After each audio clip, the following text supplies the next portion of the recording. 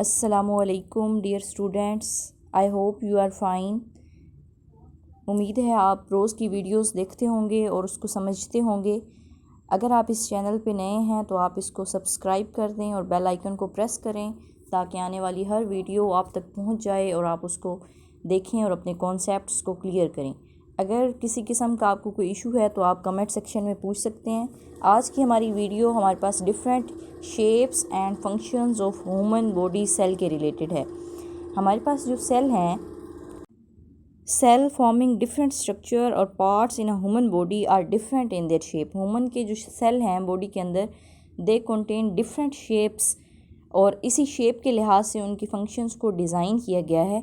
सो different shape cell perform different functions. जिस तरह की शेप है सेल की, उसका फंक्शन भी उसी के रिलेटेड ऑर्गेनाइज्ड किया गया है और उसको उस तरह का फंक्शन दिया गया है। अब अभी आगे आप देखेंगे। सबसे पहले हम स्टडी करेंगे मसल सेल को। तो मसल्स ने बेसिकली मूवमेंट शो करनी होती है। तो जो मसल्स के सेल हैं उनकी शेप सबसे पहले हम देखेंगे कि जो मसल्स के सेल हैं, muscle cells are basically long and cylindrical. ये जो सेल हैं ये लॉन्ग होते हैं और सिलेंड्रिकल होते हैं। And their cylindrical shape help them to contract and relax to produce movement। और इनकी जो कॉन्ट्रैक्शन और रिलैक्सेशन जो है वो बेसिकली किस की वजह से हम मूव कर सकते हैं। नेक्स्ट इज़ नर्व सेल और न्यूरॉन, यानी नर्वस सिस्टम के अंदर जो सेल हैं, जो हमारे ब्रेन के अंदर और स्पाइनल कार्ड के अंदर सेल हैं, they are basically long and branched. ये सेल लॉन्ग होते हैं और ब्रांच्ड होते हैं और बेसिकली इनका पर्पस क्या है? They send message from one part of body to another. Body के एक पार्ट से जो मैसेज है वो बाकी बॉडी के बाकी हिस्सों तक लेकर जाना नर्व्स और न्यूरॉन का काम है। इसलिए ये सेल्स क्या होते हैं? लॉन्ग होते हैं और ब्रांच्ड होते हैं। ब्रांच इसलिए होते हैं क्योंकि एक न्यूरॉन ने दूसरी न्यूरॉन के साथ कनेक्शन बनाया होता है और इस तरह ये कनेक्ट होकर एक लंबी चेन बनाते हैं। Next one is red blood cell. Red blood cell basically these are disc shape and red in color। इनके अंदर बेसिकली जो रेड कलर है ये एक पिगमेंट है, हीमोग्लोबिन। हीमोग्लोबिन की मौजूदगी की वजह से इनको हम कहते हैं they are red blood cell. और रेड ब्लड सेल का काम क्या है? हमारे पास जो डिज़ोल्व ऑक्सीजन है इसकी ट्रांसपोर्ट करना और जो डिज़ोल्व मटेरियल है इसको ओवरऑल पूरी बॉडी के अंदर जो ट्रांसपोर्टेशन का काम है वो बेसिकली रेड ब्लड सेल कर रहे होते हैं। Transport oxygen to different parts of the body.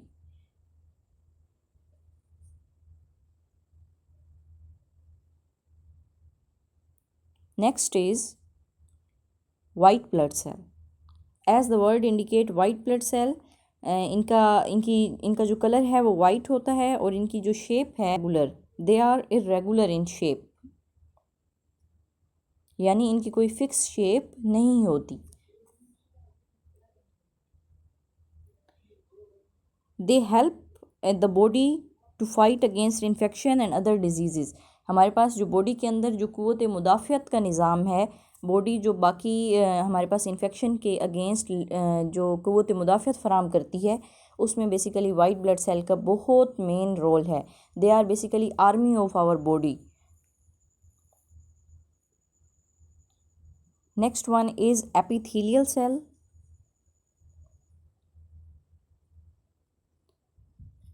Epithelial cell are flat shaped और टाइल शेप्ड और कप शेप्ड। हमारे पास ये टाइल और फ्लैट शेप होते हैं बेसिकली और इनकी क्यूब की तरह की शेप होती है और ये यूजुअली उस जगह पे मौजूद होते हैं जहाँ पे दे यूज़ टू मेक शीट्स और लेयर। जैसा कि हमारी आउटर मोस्ट लेयर है स्किन की, तो यहाँ पे जो सेल हैं वो बेसिकली एपिथेलियल सेल हैं। दे यूज़ टू मेक शीट्स और layer, for example outer most layer of the skin.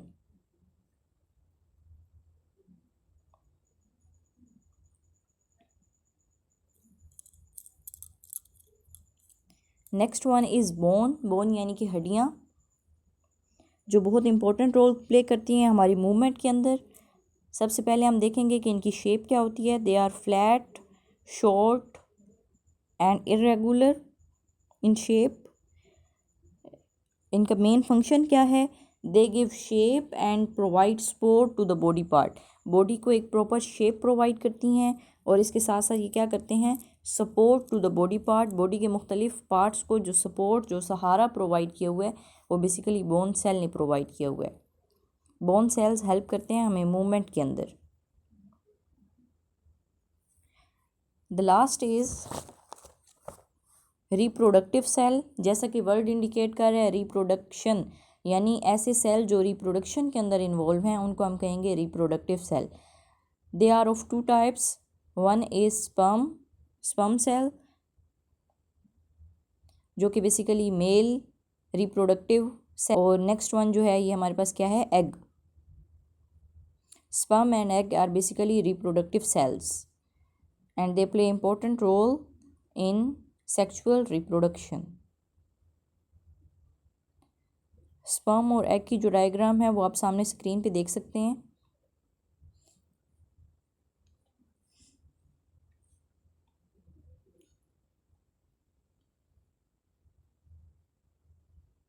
Thanks for watching this video. अगर आपका कोई क्वेश्चन है तो आप कमेंट सेक्शन में पूछ सकते हैं। अल्लाह हाफिज़।